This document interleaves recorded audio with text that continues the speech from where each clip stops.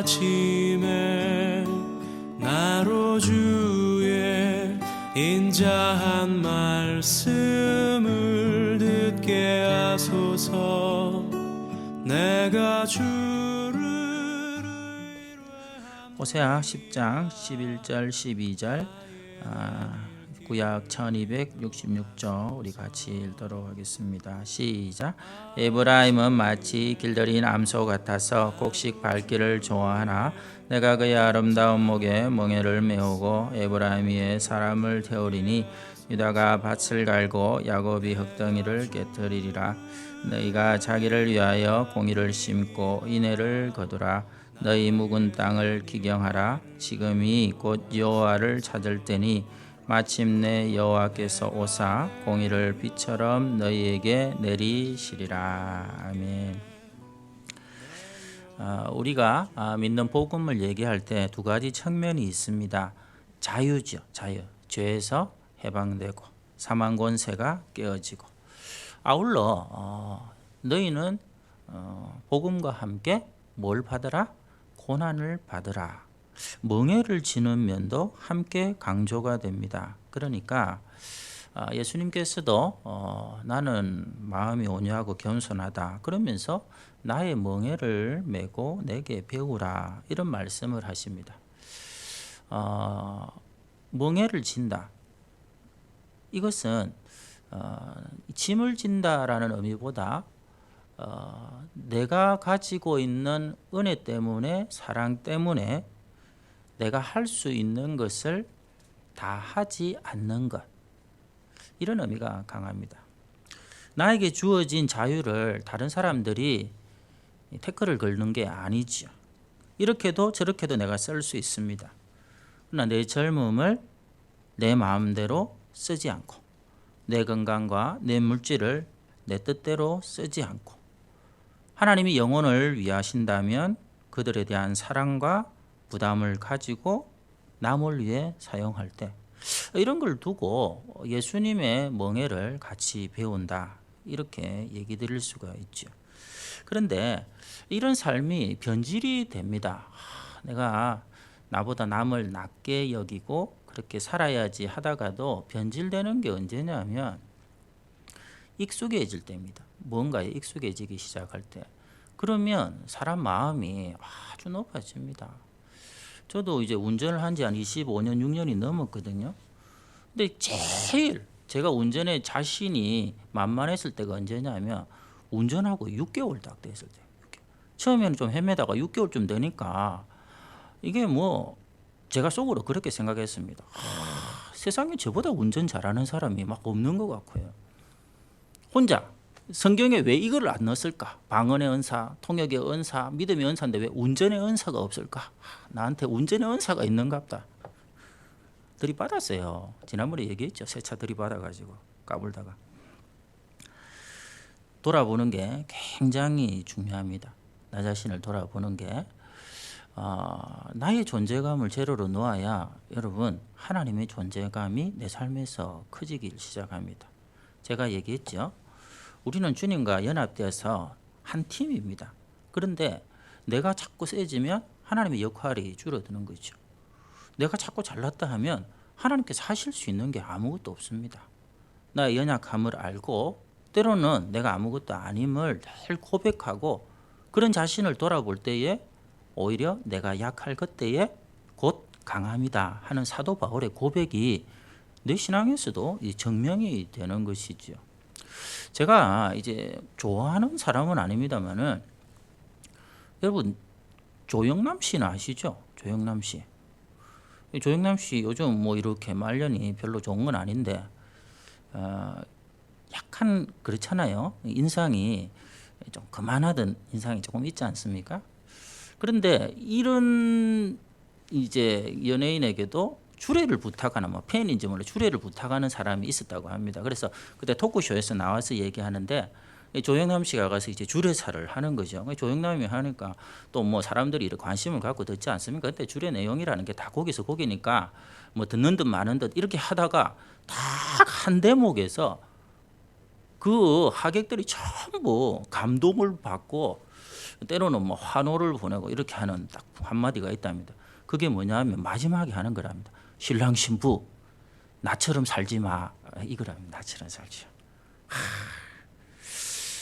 어찌 보면 자기가 이제 그 진심을 담아서 했는지는 모르지만 그게 사실 진리거든요. 우리의 마음 가운데 됐다고 생각하는 순간 넘어지는 것이고요. 나처럼 하면 안 되지. 이런 마음을 가지고 하나님의 말씀의 그굴 앞에 자기를 계속 세우면 그 사람이 영적으로 사는 것이고 복음의 진정한 자유도 거기서 만끽이 될 수 있다 하는 것입니다. 그래서 여러분 나는 정말 하나님 앞에서 연약하고 부족하고 이거는 비하를 하는 게 아니라 내가 하나님 앞에 은혜 아니면 아무것도 아니다라는 것을 깨닫는 시간이 바로 기도의 시간입니다. 기도는 내가 이걸 구하고 저걸 구하고 이게 필요하고 저게 필요하고 해서 하나님 앞에 그 제목을 쏟아놓는 시간이기 이전에 I am nothing. 주의 은혜가 아니면 살 수 없습니다. 이걸 구하는 시간이죠. 하나님이 전부고 하나님이 다 아십니다. 그래서 아까 얘기했던 내가 약할 그때 오히려 더 강하더라 하는 사도 바울이 뭐라고 얘기하느냐니까 할 수 있으면 뭘 해라? 쉬지 말고 기도하라. 이렇게 얘기한 거예요.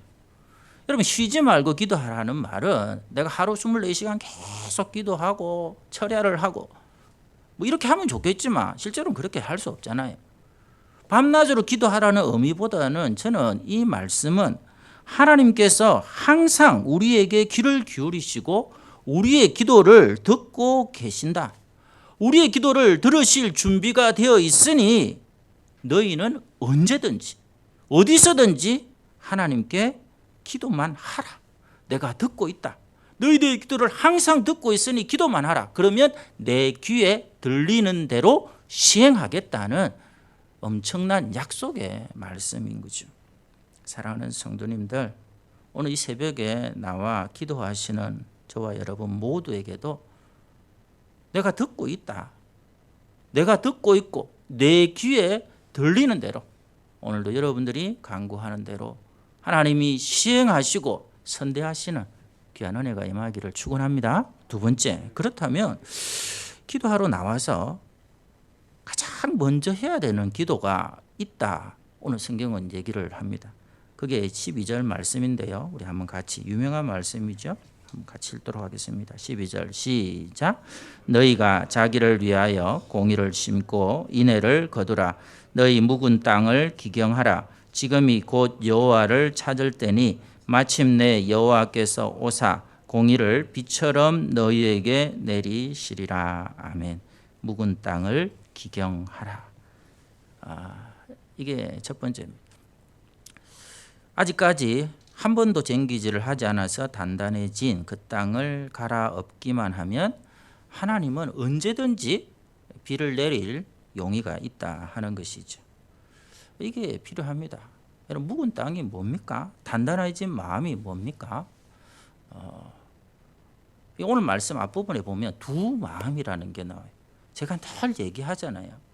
하나님 앞에 이 자리에 나와 있는 것도 굉장히 중요하지만 하나님의 이름을 내가 입으로 부르는 것도 중요하지만 우리의 마음이 똑같이 그 하나님만을 바라고 구하고 있느냐 하는 것은 다른 차원의 얘기가 되는 겁니다. 두 마음이라는 것을 왜 책망을 하십니까? 입으로는 하나님을 부릅니다. 교회에 나와서 신앙생활 하는 것 같습니다. 근데 마음은 어디에 가 있다?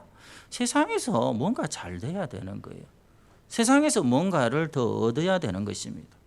미련이 늘 남는 것입니다. 내 자존심만큼은 누군가가 세워줘야 되는 것입니다. 다른 사람은 몰라도 내 자식만큼은 어느 수준 이상으로 돼야 된다.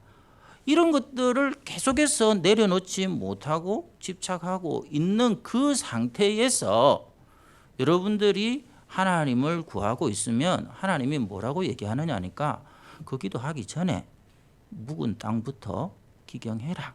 이렇게 얘기하시는 거예요. 쉽지 않죠. 우리가 이거 다 내려놓자라고 얘기는 말은 하고 그런 책도 우리가 읽지만은 실제로 하나님 앞에서 내 세상에 대한 미련은 하나도 없습니다. 하나도 없습니다. 하나님밖에 없습니다. 그게 말하는 거하고 우리 속하고 일치되기가 이게 보통 힘든 게 아닙니다. 여러분 생각에 저는 돈에 초연한 것 같습니까? 아닌 것 같습니까? 대답해 보세요. 저는 나름대로 좀 무덤덤하다고 생각하거든요. 근데 사람이 안 그렇습니다. 이번에 진구청에서 문자가 온 거예요. 5만 원씩 준다고.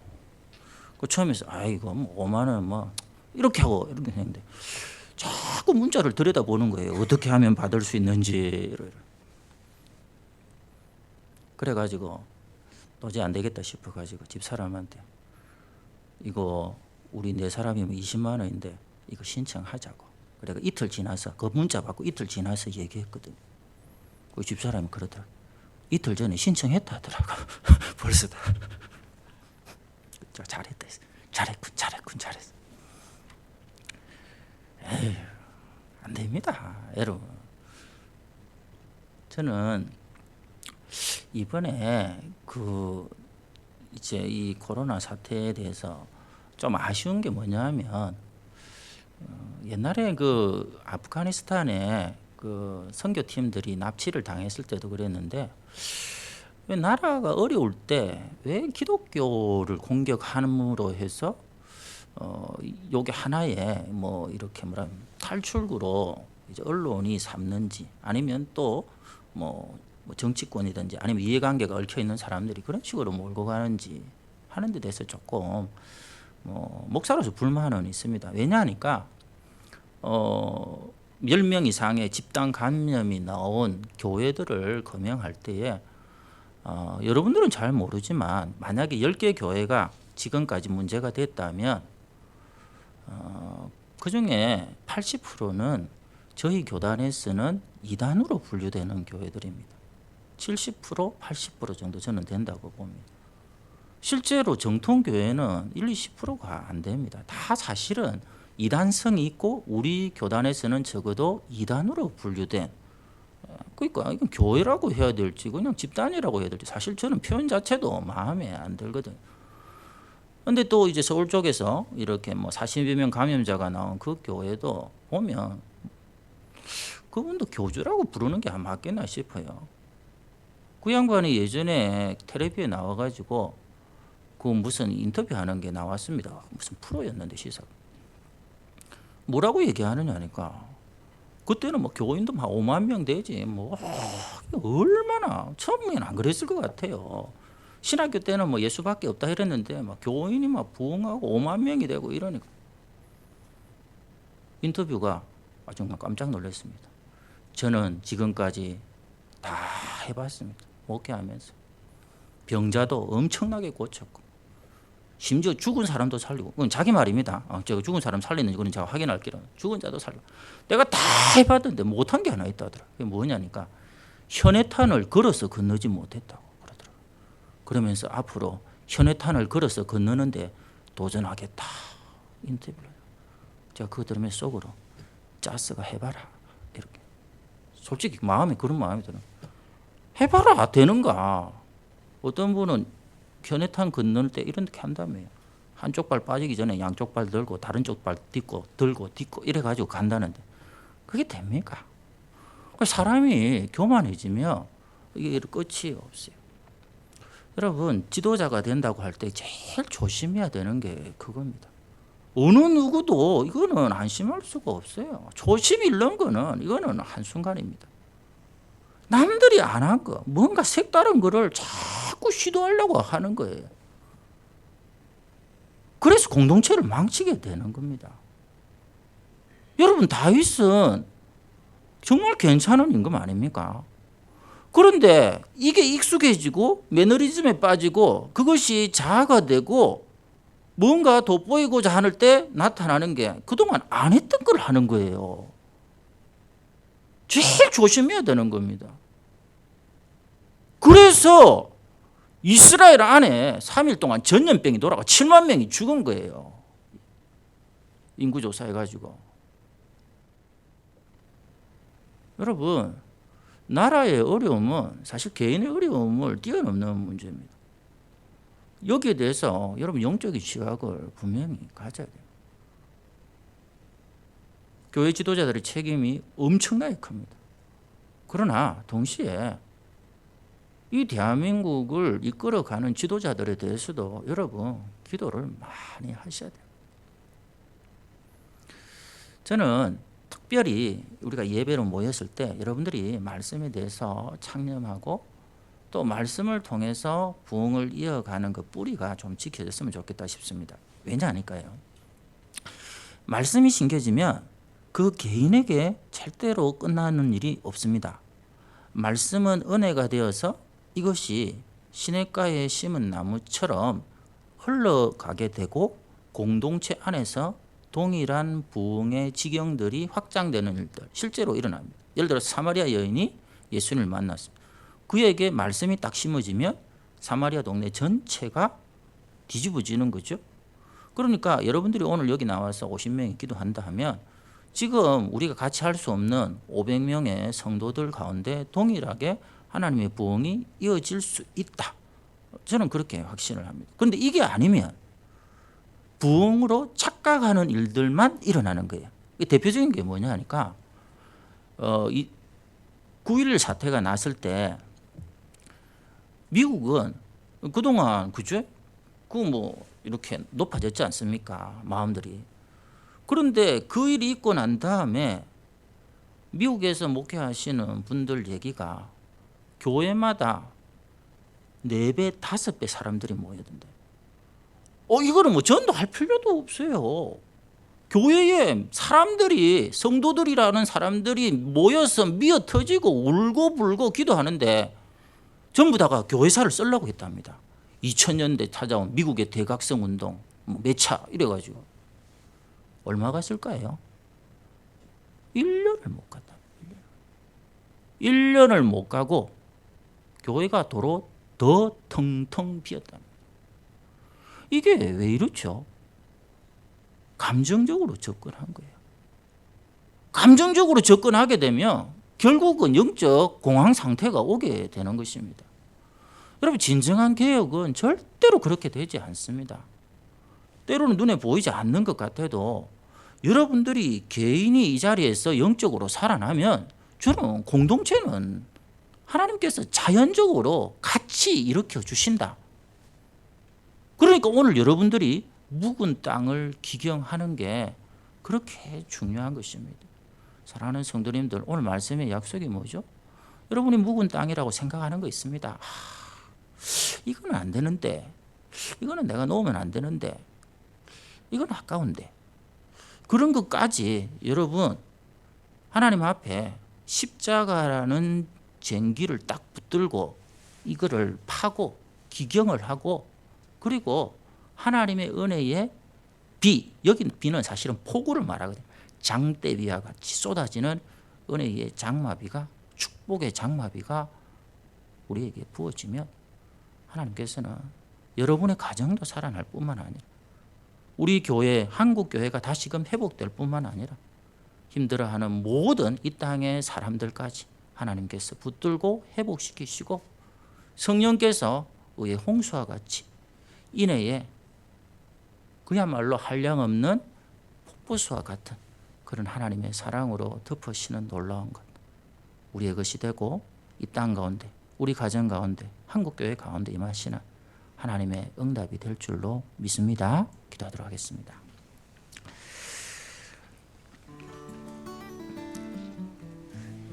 오늘 이 시간 우리가 부활주일을 지났습니다.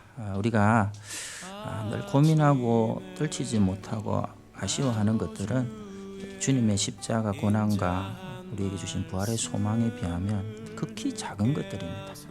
작은 것에 집착하는 마음들 다시금 십자가라는 쟁기로 기경에 나갈 때 하나님의 의와 인애의 홍수가 우리를 덮고 우리의 삶이 변하고 우리의 묵은 땅을 내놓는 우리 성도들이 이 자리에 가득 찰수록 우리 전포교회 권속들 전체가 하나님의 은혜 가운데 잠기게 되고 이 땅 가운데 하나님께서 이 민족을 새롭게 하시는 놀라운 역사가 나타나도록 여러분 하나님께 기도할 때 우리 이 땅의 이 코로나 사태 하나님 다 태워버리고 속히 확진자가 0명이 되도록 역사해 주실 줄 믿습니다. 기도하시고 하나님께서 다시금 어려운 가운데 너무너무 힘든 가운데 있는 우리 성도들 한 분 한 분 찾아가 주시고 위로하시고 다시 한번 하나님께서 부활의 소망을 주신 것처럼 일어나는 그 소망과 하나님의 선대하심을 경험할 수 있도록 해달라고 우리 같이 기도하도록 하겠습니다. 내 기도하겠습니다. 영혼을 주께 드립니다.